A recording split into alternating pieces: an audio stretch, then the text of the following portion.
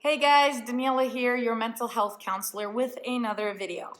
The topic is about resolving conflict. Before I dive into that, I want to emphasize how important it is to be aware, uh, especially in conflict,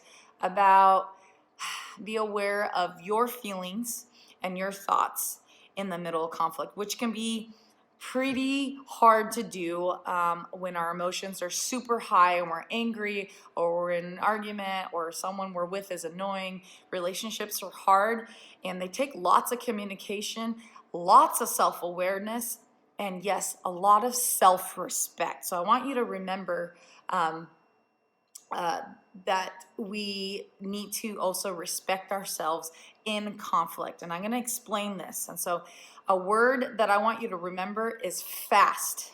Each letter represents something. So the first letter, right on my whiteboard, is F, and it stands for fair. Be fair. What does it mean to be fair? There's a couple situations. So a lot of the times we put all the blame on the other person, or we put the blame on all ourselves. Or that's not balanced, and we need some kind of balance on that. It can't all be on that person. It can't all be on you. There's always a cause for the conflict. And that's where I'm like, oh, where are your emotions? Are they too high? Are we able to regulate that? Because sometimes that's our emotions creep in and they take over. Another thing is maybe focusing on their needs or your needs more. So for example, I don't want to tell them my needs because they're going through a lot. Well, then that's not fair. You're giving them all of their needs met, but about your own. Or the other one is like, oh, I need this and that, and then you don't think of the other person. So F stands for be fair. So think about that a little bit. A, apologetic. And I'm going to add overly apologetic. Apologizing. You of course need to apologize if you are in the wrong. No problem with that. You have to do that. But I think when we're in conflict, we apologize for things that we want. And we usually apologize because we're afraid of rejection or that we're not going to get the things we want. We kind of put ourselves in this vulnerable state. We don't need to do that. Do not apologize for a want or a need. That is something that you want. We don't apologize. Instead, we ask for it. And we can go more in depth into that if you guys want to know more about that. But don't apologize for what you want, okay? Next thing,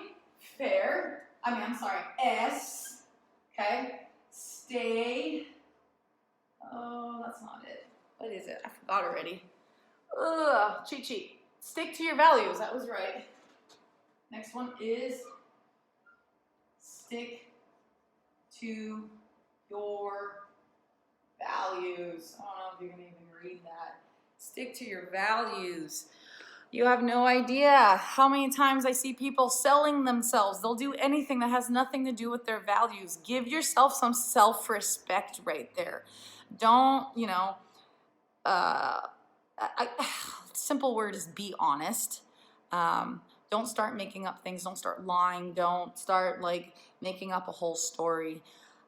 Just stick to your values, your belief systems, and of course this can change. If your emotions are high, then your values change into your wants and your desires and feeling good, and then it can be unbalanced. And this is why this skill can be hard. So we have to again be aware. And the very last one, fast, F-A-S-T, true. Be true. Again, honesty. Be honest with yourself and with others about your feelings. I think a lot of what I hear is my feelings don't matter. They absolutely matter. If something bothers you, they matter. And if you can communicate this with the other person, yes, that's awesome.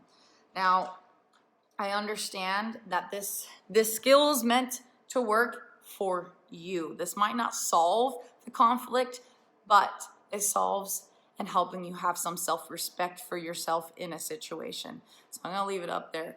I'm gonna review it. Be fair. Do not be overly apologetic. Stick to your values and be true. All right?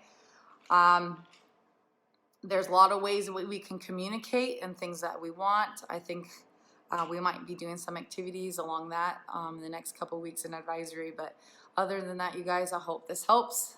All right? I'll see you soon. See you around.